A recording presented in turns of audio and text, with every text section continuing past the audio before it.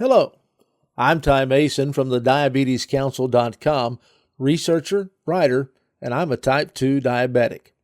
Today I'm going to answer the question, are yams good for diabetes? But before we get into that, make sure you download my free diabetes shopping list, the Diabetes Shopping List, Foods to Eat and Foods to Avoid, by clicking the link below. Is it a sweet potato or a yam? Well, there's a lot of confusion in the United States about just that question. What you have called yams your entire life is probably an orange sweet potato. According to the North Carolina Sweet Potato Commission, true yams come from the Caribbean, and while they may look similar to the sweet potato, there are differences including taste, content of sugars, and yams are very low in beta-carotene.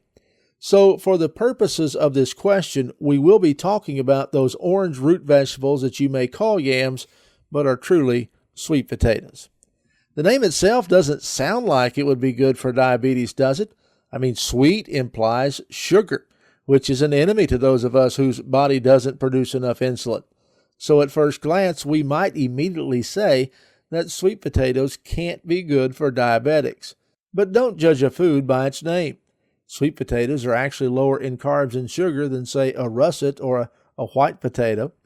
The glycemic impact on post-meal blood sugar is minimal if eaten in moderation and carefully prepared. This mainly is because sweet potatoes are higher in fiber, which helps negate the sugars or the carbohydrates. In 2014, Pubmed studied the effects of sweet potatoes on those with type 2 diabetes. The study was small, only 140 participants, who took 4 grams of sweet potatoes in capsule form each day with no difference in their normal menu.